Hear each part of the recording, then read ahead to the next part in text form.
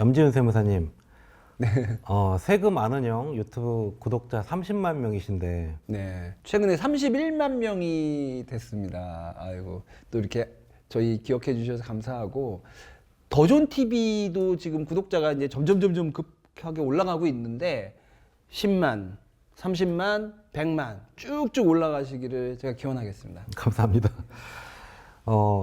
제가 지난주에도 세무사님 사무실에 갔다 왔는데, 사무실이 강남구청 앞에 있어요. 네, 근데 맞습니다. 제가 이제 세금 전문 기자로 이제 활동을 하면서 보니까 사무실이 원래는 예전에는 강남역, 역삼역 주변에 세무사 사무실이 굉장히 많았는데 최근에는 이제 선릉, 선정릉이나 강남구청 쪽에 많거든요. 이 강남구청 하면 또 이제 좀 부자들도 많이 오실 것 같고 그런데 실제로 강남구청 오셨다가 세무사님 사무실로 뭐 찾아오시는 그런 분들도 계신가요? 저희 사무실 부근에 진짜 부자들 많이 오세요. 왜냐하면 그 대한민국 거의 최고의 강남 세무서가 있고요. 강남구청이 바로 옆에 있는데 여기 오시는 분들 뭐 기본이 몇십억이죠. 이제 이분들 그런데 거기까지만 오고 뭐 저희 사무실에 굳이 이제 오시지는 않는데 근데 저희 사무실이 붐비는 이유 바로 요즘은 인터넷 시대, 유튜브 시대이기 때문에 또 그거 보시고 또 많은 연락 주십니다. 그럼 유튜브 보고 찾아오시는 분들만 계신데 그런 분들 그리고 특히 이 영상을 또 보시는 분들이 찾아오시면 뭐 약간의 특전 같은 게 또 있으신지.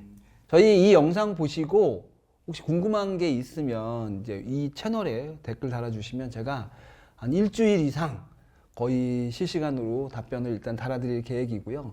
그리고 또 궁금하신 분들이 만약에 저희 사무실을 찾아와 주신다면 제가 보통 때 하듯이 제 열정과 혼을 갈아 넣어서 열심히 그분들이 궁금해 하시는 거를 갖다가 잘 답변을 드리도록 하겠습니다. 네. 홈페이지 보니까 365일 상담이라고 되어 있더라고요. 진짜 맞는 얘기인가요? 예, 이제 어떤 분들이 보면 좀 요란하게 한다 이렇게 말씀하실 수도 있는데 제가 한 2달 전에 저희 아이가 갑자기 주말에 아팠어요. 그래서 어디 동네에 있는 데가 이제 주말에 문을 안 여는 거예요. 그래서 조금 멀리 떨어진 데를 가보니까 그 병원에 이렇게 써 있었어요. 365일 잠들지 않는 병원, 깨어있는 병원. 이 문구를 보고 와 진짜 세금 때문에 평일 야간에 좀 머리가 아프신 분들 그리고 주말에 자기가 지금까지 잘못한 그 세금 문제를 문득 깨닫는 분들이 되게 많거든요. 이것 때문에 잠을 못 드시는 분들이 꽤 많아요. 그래서 나도 그런 분들에게 조금 시간을 좀 내 시간을 나눠서 365일 응급실을 운영하면 어떡할까. 그래서 어느 순간부터 뭐 주말에도 뭐 늘 전화가 오고 그러는데 제가 아예 상담도 주말에도 정식으로 하고 있습니다. 네. 제가 세무사님 옆에 있으니까 네. 전화가 진짜 많이 오시더라고요. 예. 뭐 소속 세무사님들도 계신데 그러면 뭐 거기 세무사님들도 별로 안 좋아하실 것 같기도 하고. 네, 저희 소속 세무사들이 한 4명 정도 되는데 그분들은 좀 번갈아 가면서 하시거나 좀 바쁜 일 있으면 제가 쉬게 하고 거의 저 위주로 많이 하고 있습니다. 네. 그러면은 알겠습니다. 그 국세청에 한 22년 정도 계셨잖아요. 네네네. 뭐 저희 회사를 또 담당하시는 세무서에도 계신 적이 있는데 어디 계셨었죠? 제가 이제 그 2023년 8월에 세무서를 그만두기 전까지 보통 제가 서울지방국세청 조사국에도 좀 있었고요. 대부분은 이제 세무서 여러분들이 이제 많이 궁금해하는 조사과나 재산세과 그 외에 뭐 여러 과에서 근무를 했었죠. 그래서 아까 말했던 영등포 세무서에서도 근무했었고 네. 마지막에는 강남 세무서에서 근무하면서 세무서에서 벌어지는 정 많은 일들을 유익한 경험들을 많이 했었습니다.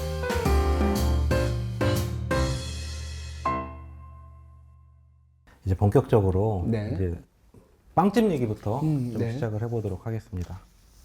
얼마 전에 그 빵집이 이슈가 된 적이 있어요. 막 국세청장님이 뭐 페이스북에도 올리시고 그랬는데 국세청에서 보도 자료가 나왔었고요. 저희도 이제 기사를 쓴 적이 있어요. 수도권의 그 대형 베이커리 카페에 대해서 국세청이 실태 조사를 한번 해보고 탈세 혐의가 있으면 세무조사에 나서겠다 이런 자료가 나온 적이 있어요. 뭐 이유는 가업성 속공제 때문이라는 얘기가 있는데 설명 좀 부탁드립니다. 네. 저도 이 보도 자료를 봤고요. 가업 상속 공제의 취지가 오래된 우리 한 기업이 상속세 납부를 함으로써 흔들리는 그런 일을 막고 안정적으로 계속 가업을 운영할 수 있도록 그렇게 만들어 놓은 제도인데요. 이렇게 좋은 제도가 부동산 투기 그리고 상속세 회피 수단으로 전락하지 않도록 선제적으로 대응한다. 국세청은 이렇게 말하고 있는데요.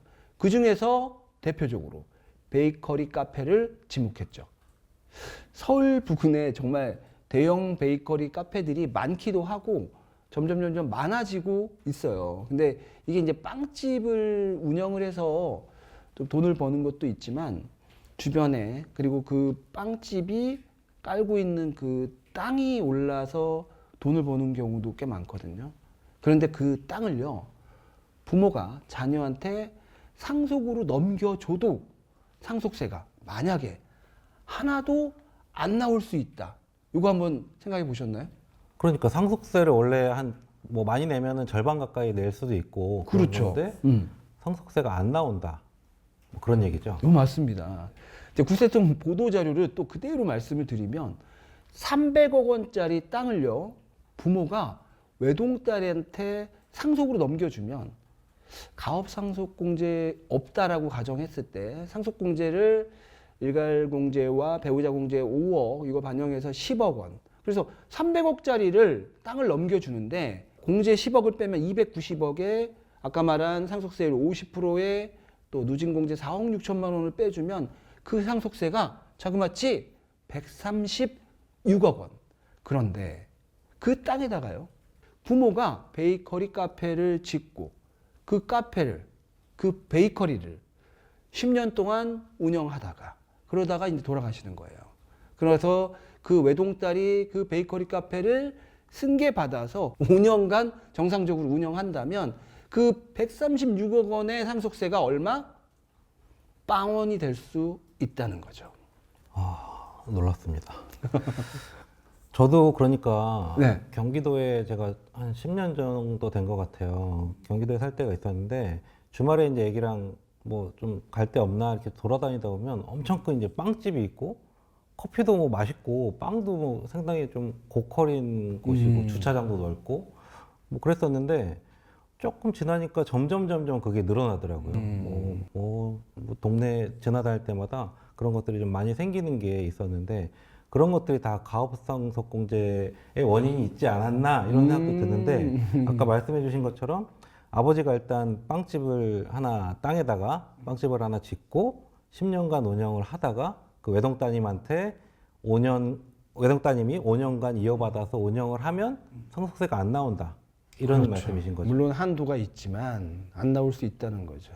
그게 바로 일반적인 가업상속공제의 모습이죠.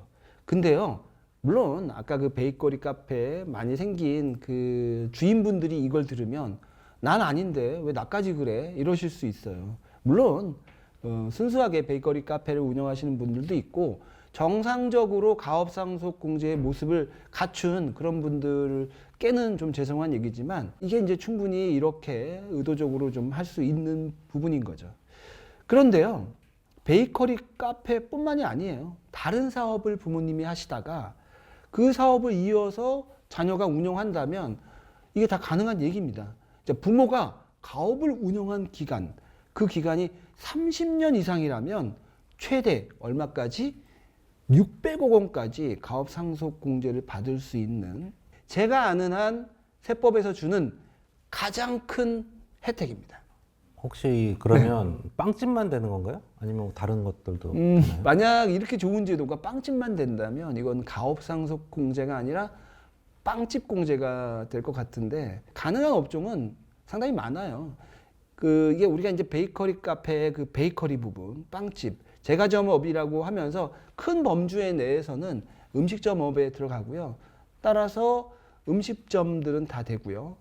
제조업체들 다 되죠. 그다음에 도소매, 유치원, 병원, 그리고 노인복지시설 요즘 많이 짓는데요. 이런 것도 가업상속공제를 할 수 있는, 적용받을 수 있는 업종입니다. 생각보다 되는 업종도 많고요. 근데 또 미세하게 안 되는 업종이 있으니까 이런 큰 결정을 할 때는 좀 안 되는 업종도 구체적으로 좀 검토를 한 후에 시작하는 게 좋을 것 같습니다. 그런데 왜 베이커리 카페만 지금 문제가 되는 거죠?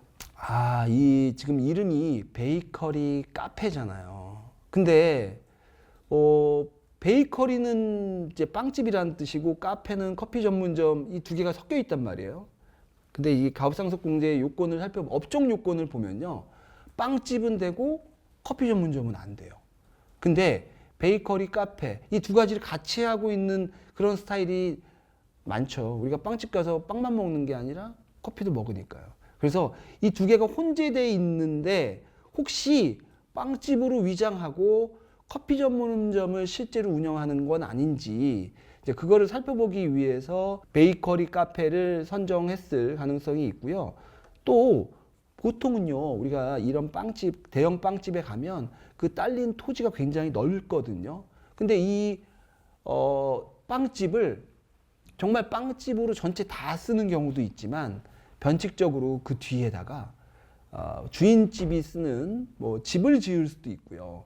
이제 그렇게 되면 가업상속공제를 빵집 관련으로 다 공제 받아놓고 알고 봤더니 자기 집 별장으로 쓰더라, 일부 공간을. 네, 그런 경우에는 전부 다 가업상속공제가 되는 게 아니라 업무하고 상관없는 부분은 뚝 자르거든요. 그래서 이제 이런 것들을 점검을 통해서 악용하고 있는 그런 거를 찾기 위해서 점검을 한다, 그렇게 보시면 될 것 같습니다.